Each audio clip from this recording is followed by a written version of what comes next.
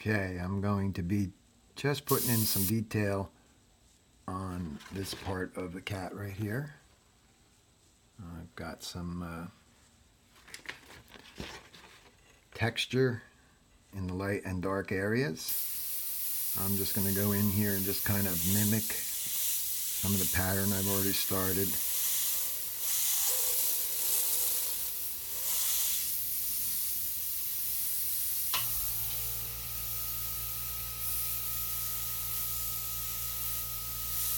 I can still erase and stuff, so it all works out good.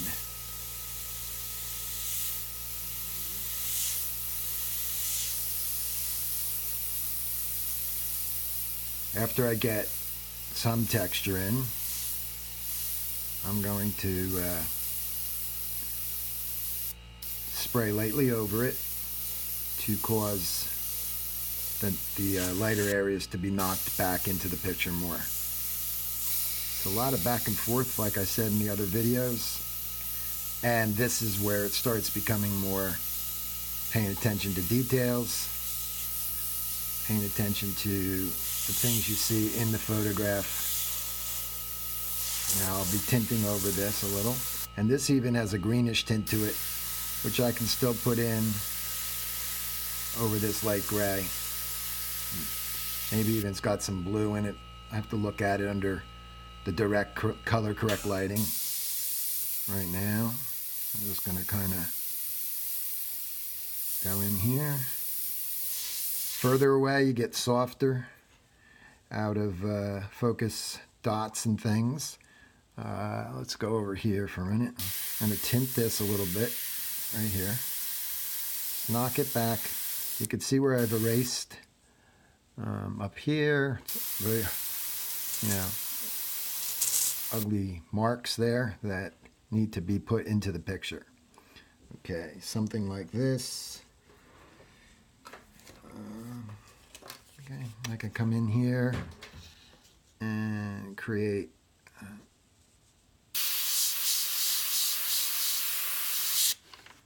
direction of,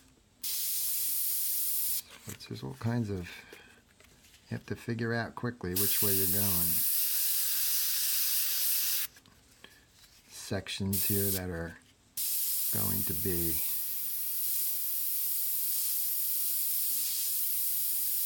certain shapes.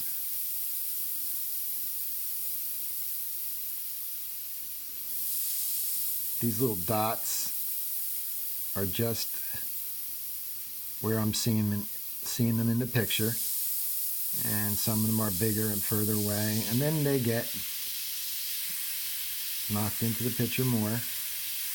So you have texture, but you can still see, especially on a cat that's black like this, you want to have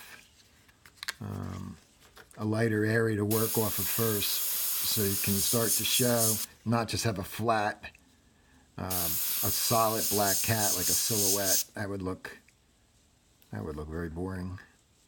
Okay, so I'm going to go this way.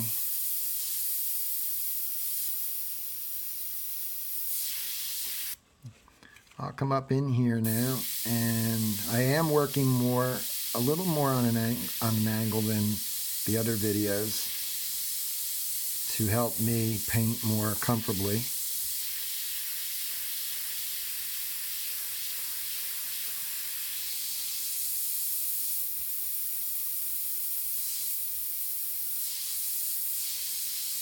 Again, I'm just painting what I seem to see here. Now, if I hold the shield up a little bit, I can create a softer line, having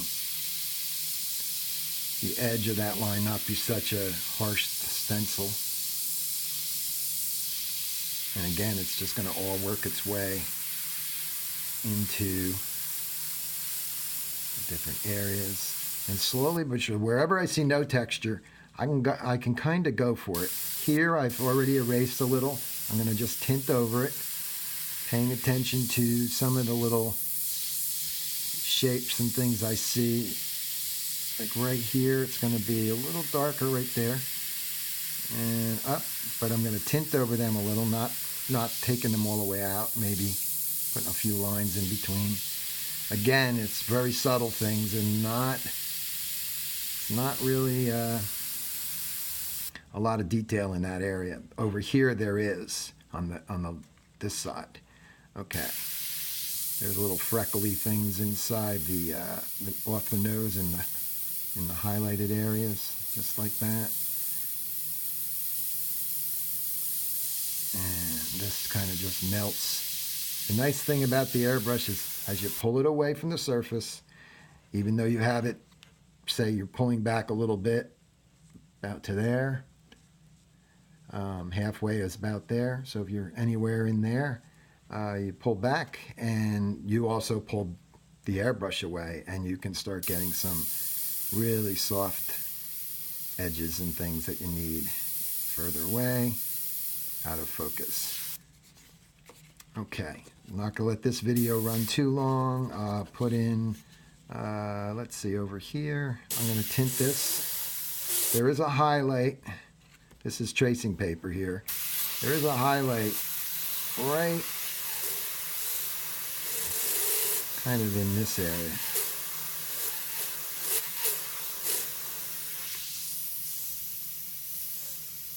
So as I come up here and spray off this, piece of tracing paper, I can create the highlight that you see right there. All right, a little bit more here. Up in here, I'll see some. It's just freehand skills. You got to just aim away from the eye and go for it. And don't be afraid, because you can fix things. I guess that's the more experience you get, the more you can paint with confidence. Even though it does drive everybody crazy to make mistakes. Nobody wants to make mistakes, but that comes with the turf. Okay, so these little shapes are just going to be underneath the color that I'm going to put in here. I see a little interesting shape right here, and then I'm going to just kind of tint it, because all this is not one, one color, one value. It is going to be, let's go down here. It's going to be, like I said, tinted with probably light greens and maybe some blues. I got to look closer later on. When I get inside this eye area, again, it's just freehand control. The Micron's great for doing this stuff. Getting inside tight where you're not even using a stencil. Probably put a little color on that later. And where there's a little damage here, doesn't matter. Opaque paint can fix all that as I go through.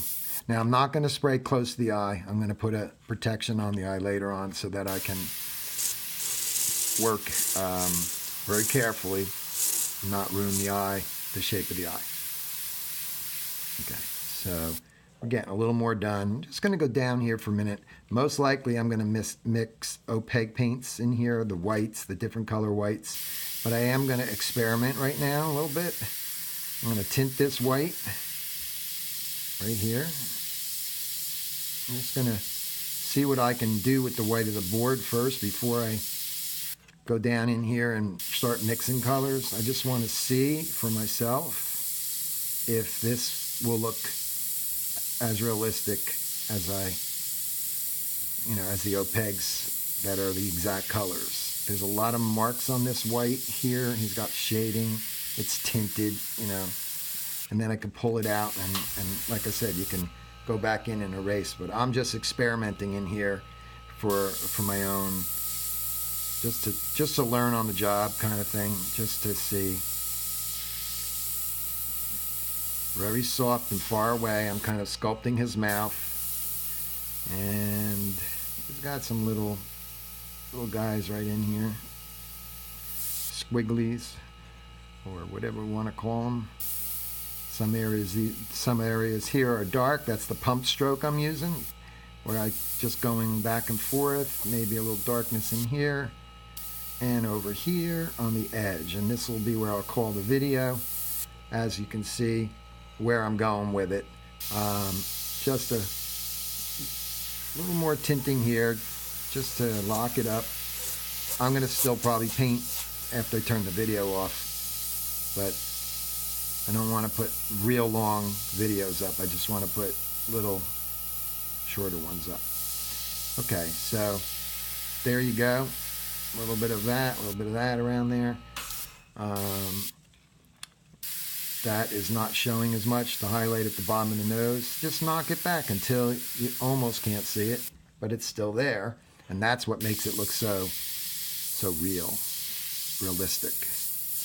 And then on this side, there's going to be tints. And there we have it. That's good, you know, for now. Okay, so again, it's the Iwata Custom Micron, the side bottle. And that mixture was probably black, moss green, and a little reducer in it, and a couple drops of white. It was just to establish. I'm going to do one more thing because I can't help it. I'm going to get darker in here. That'll pop that out more, especially if I go over here.